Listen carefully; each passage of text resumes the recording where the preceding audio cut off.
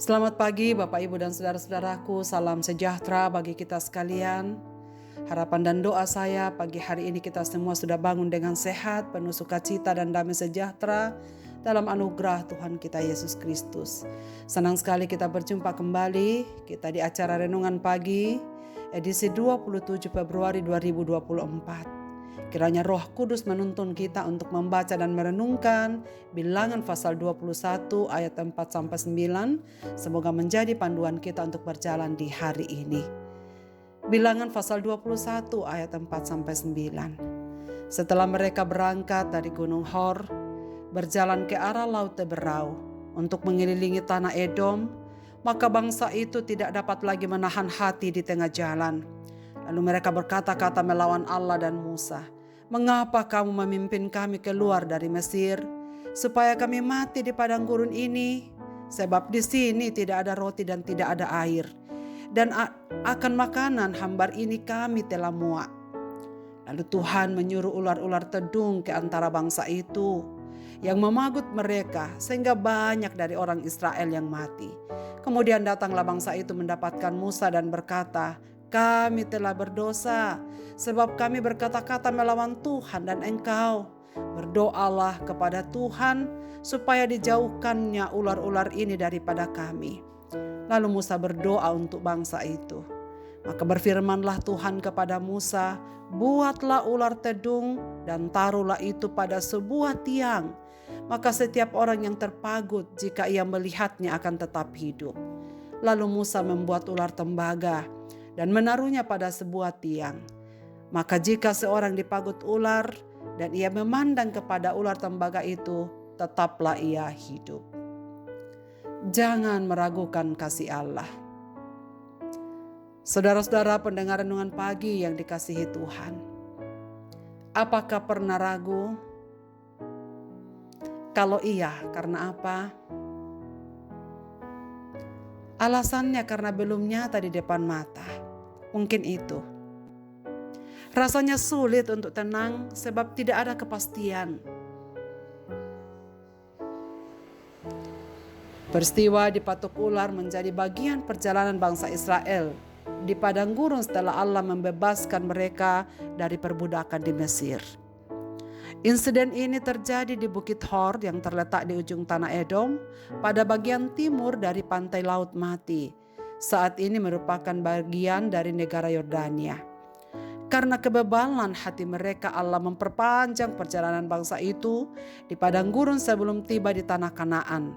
Saat perjalanan semakin panjang, muncullah kembali salah satu sifat buruk bangsa Israel, yaitu bersungut-sungut. Dikatakan di ayat 5, maka berkata-kata melawan Allah dan Musa. Ada beberapa hal pelajaran berharga dari kisah ini yang dapat kita pelajari. Yang pertama, hentikanlah sungut-sungut yang tidak sehat. Hentikanlah pengeluhan.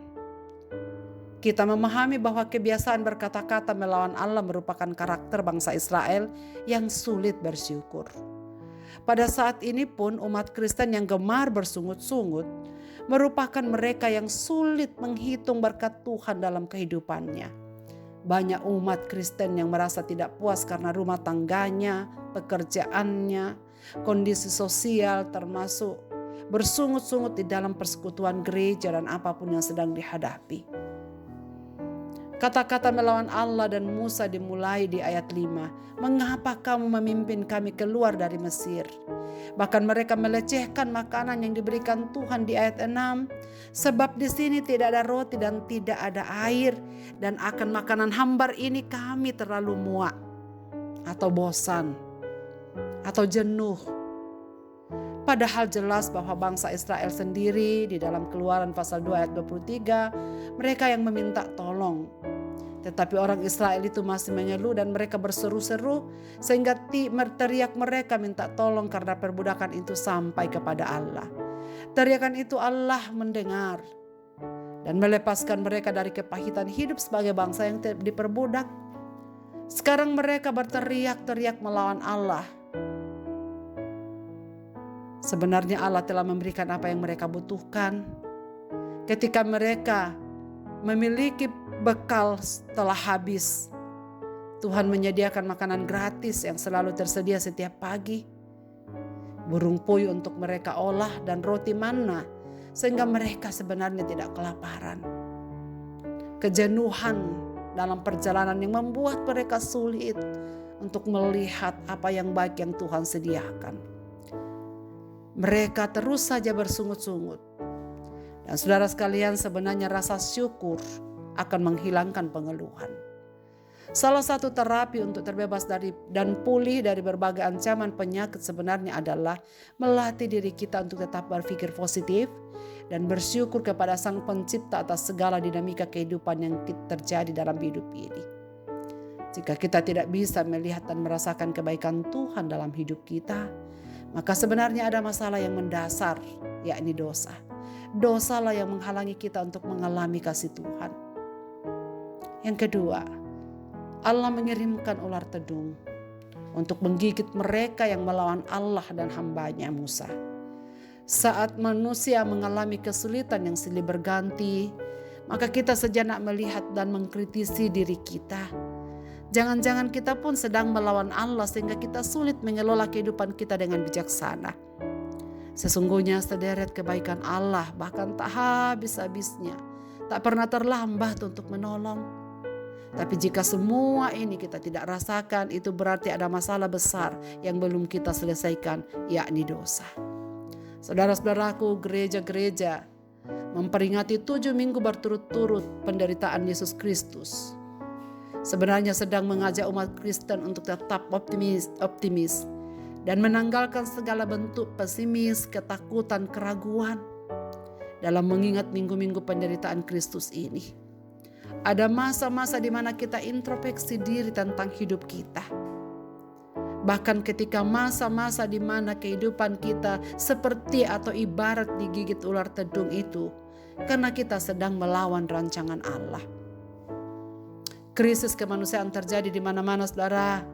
Ada perang, ada aksi terorisme, ada pemanasan global, ada pengrusakan lingkungan, mengakibatkan berbagai bencana alam. Sekarang ada banjir di berbagai tempat. Generasi muda kehilangan sosok teladan di dalam keluarga dan masyarakat, sehingga mereka mencari pemuasan diri dengan narkoba. Sementara lembaga-lembaga gereja terlalu sibuk mengurusi isu internal kekuasaan dan struktur yang menjadikan banyak umat kehilangan kepercayaan terhadap lembaga-lembaga keagamaan. Bangsa Indonesia kini pasca pemilihan legislatif, pemilihan presiden, ada banyak orang yang penuh kekecewaan, kemarahan, kedengkian, bahkan kehancuran secara ekonomi. Tidak sedikit orang yang stres, mulai dari gejala ringan hingga depresi berat. Tidak heran kalau pemerintah menyediakan rumah sakit jiwa khusus untuk mereka. Tangisan, ketakutan dan kematian yang dihadapi bangsa Israel yang tengah dikejar-kejar, bahkan dimangsa ular tedung itu menjadi gambaran nyata kehidupan kita dan masyarakat pada dunia saat ini. Saudara sekalian, lantas bagaimana kita akan mencari bantuan?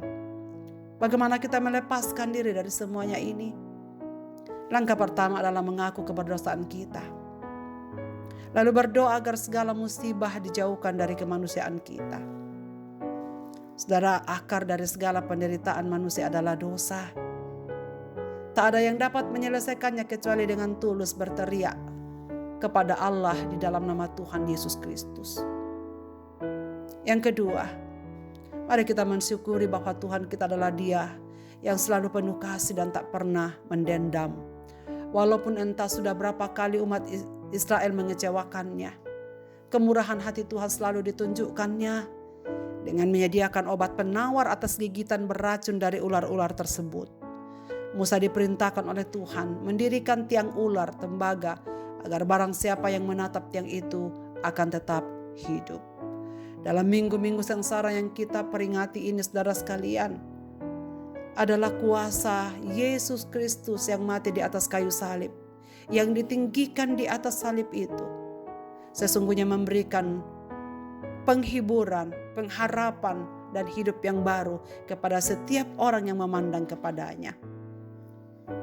Apakah makna ular tembaga itu dalam konteks minggu-minggu penderitaan Kristus sekarang ini bagi kita? Kristus Yesus adalah Allah yang mengambil rupa ular, menjadi serupa dengan penjahat yang menggigit tanpa ampun. Karena Kristus dibiarkan tergantung di atas kayu salib, supaya setiap mata yang memandang kepadanya dan percaya kepadanya diberikan hidup yang baru. Karena itu saudara-saudaraku, jangan pernah meragukan kasih Allah. Jangan pernah bersungut-sungut lagi. Mengucap syukurlah dalam segala hal. Jangan meragukan Allah. Lihatlah tiang ular tedung itu. Tataplah Kristus di sana yang memberikan pengampunan dan kehidupan baru bagi setiap kita. Marilah kita berdoa.